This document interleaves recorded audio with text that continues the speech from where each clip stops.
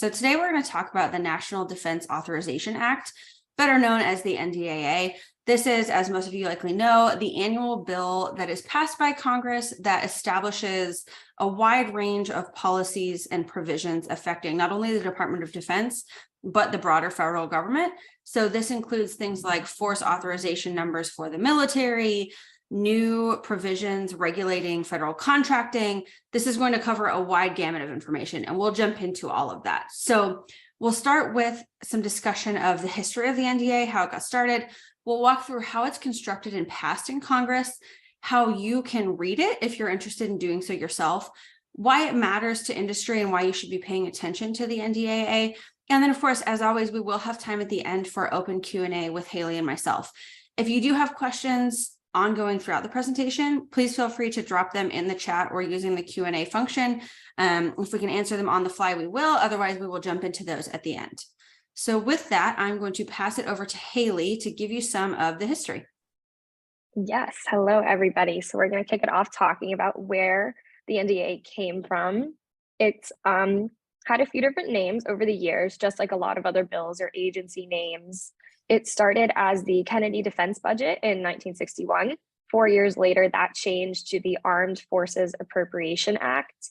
In 1974, the name got a little closer to what we know it as now. It was called the Department of Defense Appropriation Authorization Act.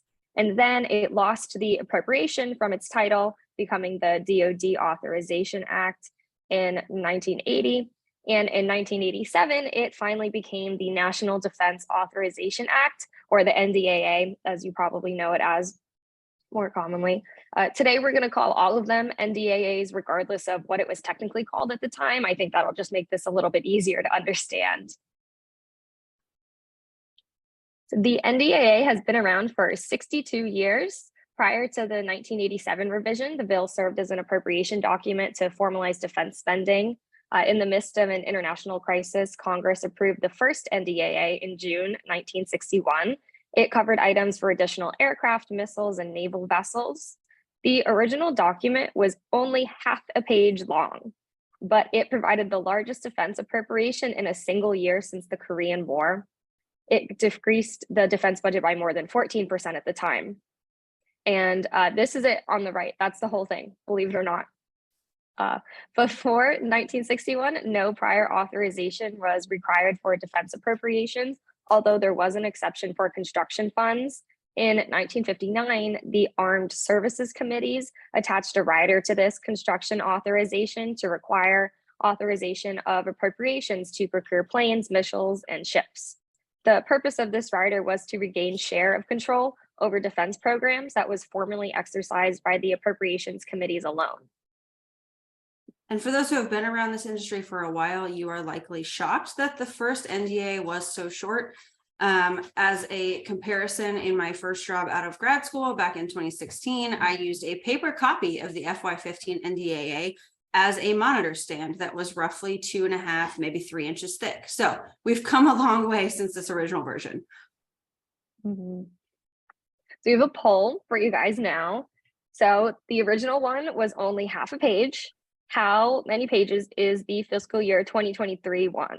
Is it less than 500, 500 to 1,000, more than 1,000, or more than 2,000 pages? PDF pages too. We'll give everyone a second to answer.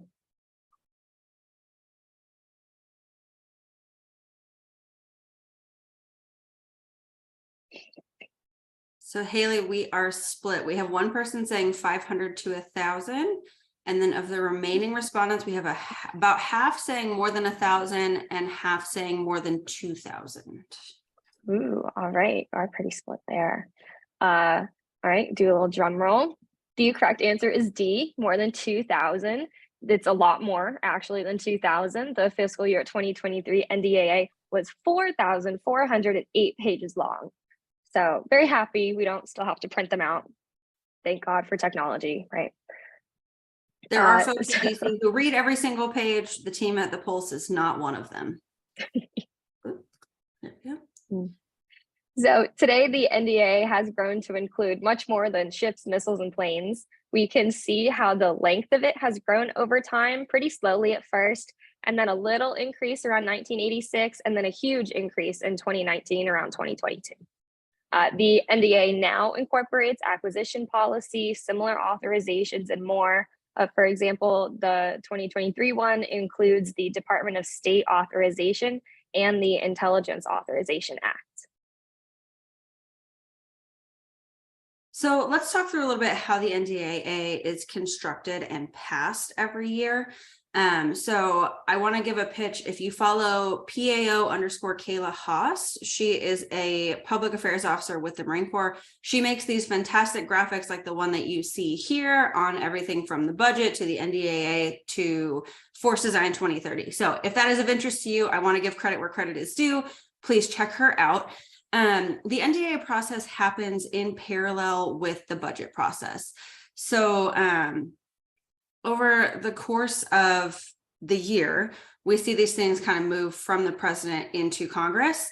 Typically, the president's budget request happens or should happen in February. As most of you likely know, it oftentimes gets pushed into the late spring or early summer. This year, we actually saw the PBR in March, which is a good sign. So the process should happen relatively on time, though we're not counting on things moving on time throughout the rest of the year. So the NDAA, similar to the budget, rarely happens on time. It's only been passed on time, which means before October 1st, 6 times since 1962. It also has not been passed on time since 1997. So much like the federal budget, this process is almost always behind schedule. But it begins with the president submitting his budget request to Congress. In FY23, the NDAA was actually $45 billion more than the PBR, but that number can vary throughout the year. So when the PBR comes into Congress, you'll also see drafts of the NDAA submitted to Congress. The committees are then going to conduct their own hearings. So the House Armed Services Committee is going to work in parallel alongside the Senate Armed Services Committee, but they will not start working together at this point in the process. They will do their own committee hearings and draft their own versions of the bill. From there, they will go into a series of markups based on what they have heard in hearings, what each chamber is thinking in terms of priorities for the next fiscal year for the Department of Defense and others. And then they will take their versions of the bills to the larger floor for consideration. So there will be potentially some debate, a larger vote. Once each chamber has passed each version, then we go into conference to reconcile those differences. So that process is sometimes short, sometimes it takes a lot longer. Once that is complete, then that final bill goes back to the House and the Senate for final review and passage and sent to the president to be signed into law. Here's the thing I will say about that final part of the process. As many of you who were keeping track last year saw, this was happening from October to December. We didn't have an NDAA passed until mid-December.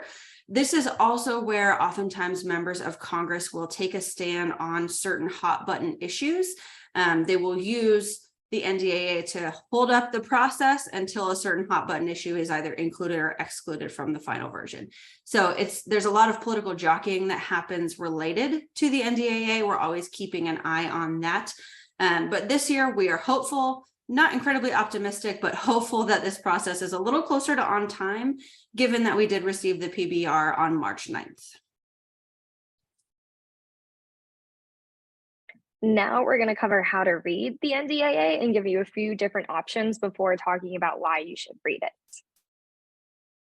The NDAA bills typically include 4 divisions related to defense authorizations. There is the Department of Defense authorizations, military construction authorizations, Department of Energy national security authorizations and other authorizations, and then Division D funding tables.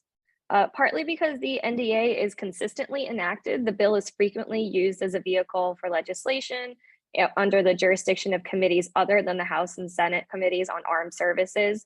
This is sometimes attached as other divisions. So how can you read this mammoth NDAA? One option is to read the committee conference report. While it is not exhaustive, it does offer some insight into what Congress sees as being most important in the legislation. Or you can look into consult trade associations, Associations like the Professional Services Council, or PSC, release line item reviews of relevant acquisition policies included in the NDAA. You can also read the trade press. This won't cover everything, but publications such as Washington Technology will provide their view of provisions that impact their readership the most. Another idea is to check out think tanks. Powerhouse research institutions like CSIS usually share their take on the good, the bad, and the ugly of the NDAA and what's in it. Or, and I know this is probably the least appealing option to most people, you can read all 4,408 pages yourself. You can still consider checking out CRS's guide to navigating the NDA before getting started, but there is always the option that you can access this document and go for it. So why should you care? Why does the NDAA matter to industry? First and foremost, it authorizes funding that ultimately gets passed on to industry. So in many cases, the authorizations at the programmatic level included in the NDAA are not all too different from the final funding that is appropriated by Congress. As you all know, the NDAA is establishing and creating these programs, but it's also providing guidance on how funds are supposed to be used to carry out those activities. And if you are in the business of supporting the defense industrial base, supporting the Department of Defense, this means more opportunities for you. So ultimately, it's very unlikely that the department can carry out all of these programs and projects on their own, which is where you as industry come in to absorb some of that funding and some of that workload. So it's great to know where the department is headed, what's been authorized for the year, and how your firm might be able to fill some of those gaps. If you are not in the business of working with DoD, but you are in the business of working with the government, the NDAA implements policy that directly impacts how you do business. So this isn't just defense contractors, although there are certainly provisions included that only affect DoD contractors, but oftentimes the provisions that are included in the NDAA impact procurement practices across the federal enterprise. So I've included on the right just a couple of examples over the last 5 years. I could make a list probably 100 provisions long of things that you have seen and heard about that were passed as part of the NDAA. So if we go back to FY18, Modernizing Government Technology Act has had a profound impact on modernizing government IT infrastructure and how funding is allocated to those projects. In FY19, we saw accelerated payments to small businesses. So if you are a small business doing business with the government, you've likely been impacted by cash flow challenges because the government has been slow to pay. This handles that and says the government must pay you within 15 days of receiving a valid invoice. So this is huge for our small business industry partners. Also in FY19, restricting the use of lowest price technically acceptable, also known as LPTA selection procedures. So this required the FAR to be amended formally and extend DoD's limits on LPTA across the federal enterprise. So this started as a test case inside DoD. Turns out it works well. In FY19, they said, let's make this a whole of government rule. In FY21, we saw some provisions related to contract closeout. So for those who are in the business of dealing with closeout procedures, that period dropped from 17 years to 7 years for all services contracts. So that's a significant decrease in the administrative load for industry when it comes to closing out those contracts after the end of the period of performance. Also in FY21, there was the extension of participation in the 8A program. So this was a result of COVID interfering with companies' ability to do business with the government. Essentially, they said, hey, if you're currently in 8A program, let's hold on to you in 8A for an additional year because of the way COVID has impacted your business. All of these you have likely heard of, many you have been impacted by. This is just a handful of the things that we see coming out through the NDAA that affects the way you're able to do business with the government. Finally, the NDAA is also a great place to get insight into the direction of the Department of Defense. So it's going to include, not necessarily explicitly, but certainly implicitly, a look at DoD's larger strategic objectives. The NDAA is oftentimes tied subtly to the National Defense Strategy. So it can be useful to know where DoD's evolving priorities are at so that you can start to position yourself for emerging requirements that might be 2, 5, 10 years down the road. Particularly when it comes to authorizing major programs, you can see some shifts in how the department is thinking about force strength, equipment, missile systems, you name it, it's probably included somewhere in the NDAA. So keeping an eye on this is how you as industry can know where things are headed and how you might be able to transition internally to prepare yourself to compete for some of those future requirements.